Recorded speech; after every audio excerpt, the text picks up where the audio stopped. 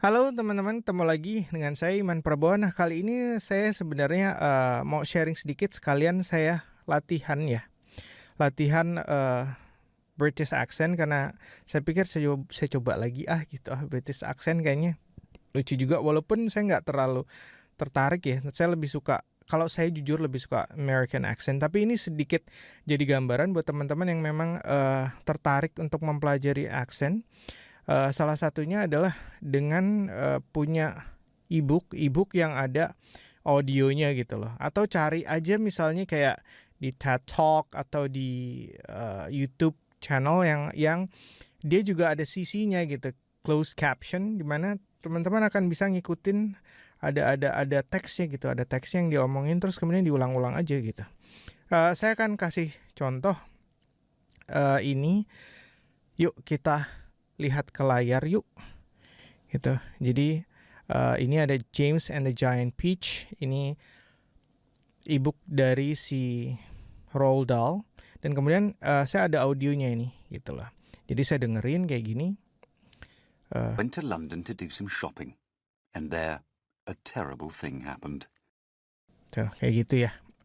Jadi kita tinggal ikutin, ada teksnya, ada audionya, terus kita ulang-ulang aja gitu terus kalau bisa memang harus direkam gitu loh. Terus saya mau sharing sedikit kalau masalah ketika kemarin saya buat video belajar, saya lagi latihan British accent, ada yang banyak yang ngeritik juga.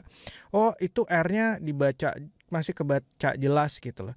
Tapi sebenarnya gini loh, kalau Amerika itu disebutnya aksennya rotate. Rotate itu maksudnya adalah kalau R-nya itu dibaca jelas gitu. Father, R-nya father, R-nya itu jelas father, father, father.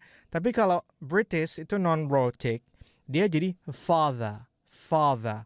Nah, cuman ketika kita berurusan dengan yang namanya connected speech, di sini saya kasih contoh si Papa Teach Me, dia menjelaskan mengenai connected speech.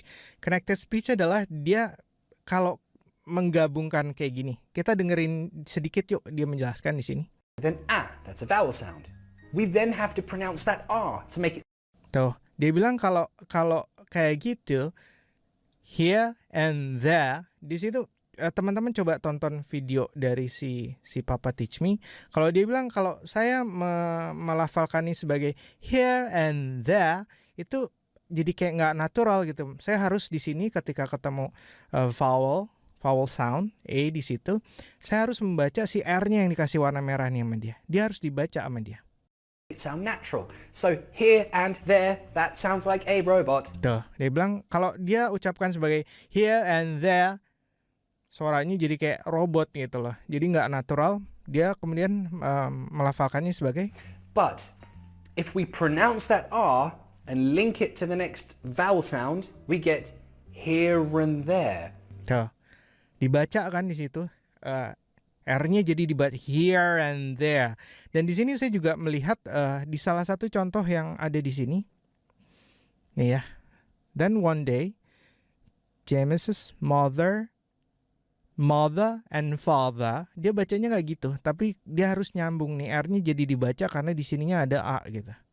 Mother and father, coba ya kita dengarkan si orang aslinya si British ini ngomongnya gimana. The sea. There were always plenty of ocean to paddle in. It was James's mother and father. Okay. Life for a small boy. Nah ini nih. Then one day, nih di bagian yang sini. Oke, kita dengar ya bagian yang James's mother and father. Bagian terakhirnya dipotong nih. Dia R-nya nggak diucapin, tapi yang di sini, R yang di sini dia diucapin. Mother and father gitu. Ya, saya kasih tanda di sini. Oke, yuk kita dengerin. Then one day, James's mother and father went. Mother and father. Kedengeran, bisa ngedengar nggak ada R-nya di situ jelas. To London to do. Di mother-nya, mother and father, bukan mother and father. Jadi di sini benar banget yang diucapin, yang dijelasin sama si Papa Teach Me di sini, bahwa ketika dia ketemu vowel sound, dia mesti diucapin nih si R ini. Tapi di sini dia tidak diucapkan lagi karena di belakangnya misalnya ada huruf konsonan gitu lah, seperti itu. Nah, kira-kira seperti itu aja.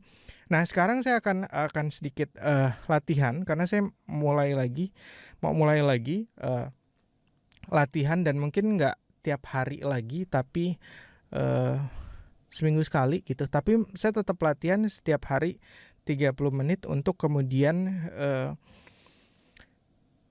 setelah seminggu saya akan rekam untuk melihat hasilnya seperti apa sih. Ada perkembangan nggak sih? Ada banyak yang masih saya perlu belajar emang, dan ini memang cara saya untuk belajar, dan sebaiknya memang direkam gitu. Kita rekam pakai, teman-teman bisa lihat ada mikrofon di sini kan ya. Saya pakai mikrofon, direkam. Jadi teman-teman akan bisa mendengar sendiri gitu loh. Kalau mendengar sendiri direkam, kok gue masih begitu ya? Kok gue masih begitu? Dan kalau misalnya memang ada audionya, teman-teman bisa cocokkan sendiri gitu loh. Some shopping, and there a terrible thing happened. Ya kan? And there a terrible thing happened gitu kan. Jadi seperti itu. Nah, sekarang giliran saya untuk latihan. Namanya latihan, masih sangat jauh dari perfect. Masih sangat jauh dari sempurna. Jadi wajar, tapi justru hal baiknya adalah yang saya lihat dari saya mendokumentasikan kegiatan saya di dalam latihan ini adalah supaya orang-orang yang memang lagi ingin juga belajar aksen gitu bisa melihat perjalanan saya latihan gitu, sampai nanti mungkin ketika saya bisa sama seperti si orang British gitu lah, mereka kan bisa lihat dari awalnya hancur banget gitu lah.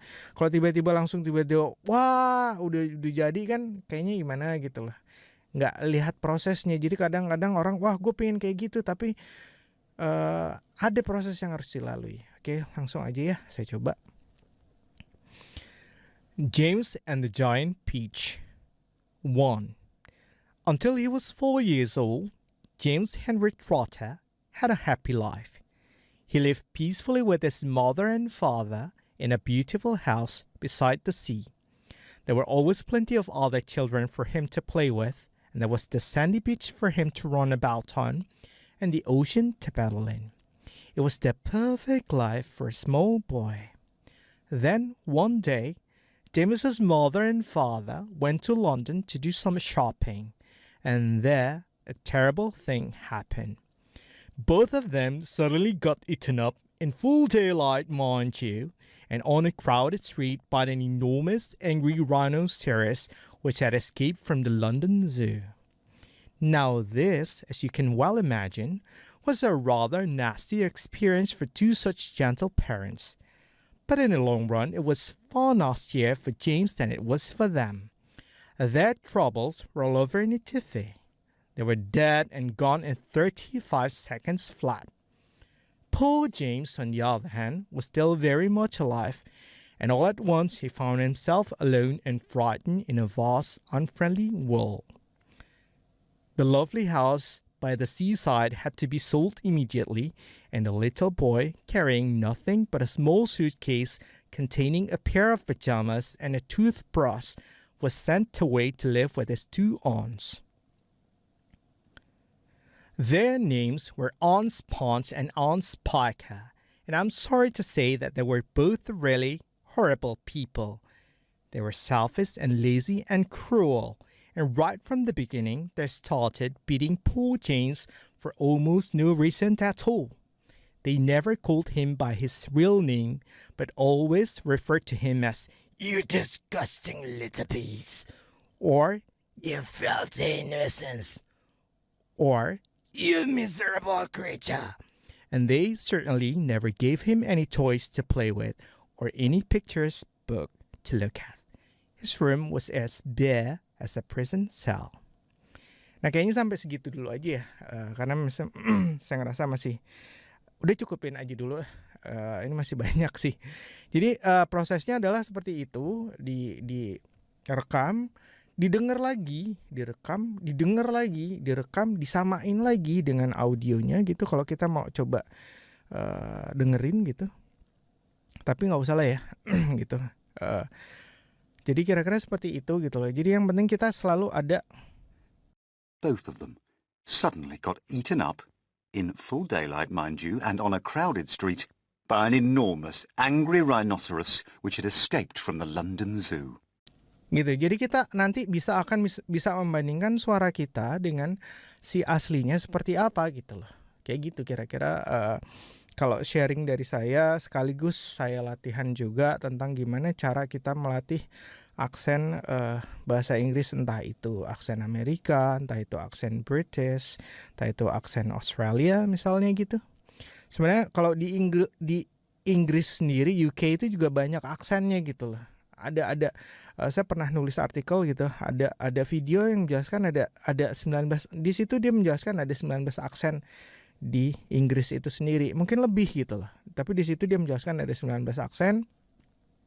Beda-beda di Amerika juga sebenarnya juga ada banyak aksen, sama kayak di kita gitu kan. Bahasa Indonesia ada yang Indonesia aksen Jakarta, Indonesia aksen Sumatera, Indonesia logat-logat Jawa, Indonesia logat-logat Sunda gitu kan. Saya teh di Bandung itu misalnya kayak gitu. Saya mungkin nggak bisa ngikutin sama persis. Gue tuh dari Jawa loh misalnya kayak gitu. Ya kan ada aksennya gitu. Sama-sama Indonesia tapi mereka punya Indonesia aksen Jawa, Indonesia aksen Sunda, Indonesia aksen Sumatera gitu. Begitu juga dengan di Amerika atau di England, UK ya seperti itu gitu loh. Jadi silahkan dipilih aja aksen mana yang teman-teman buat kalian lebih suka, dan caranya yang saya sharingkan adalah dengan menggunakan ebook dan audiobook yang seperti ini gitu loh. Jadi cari ebook dan audiobook bisa beli di audible.com gitu. Ada ebooknya, ada audionya dibacakan oleh native.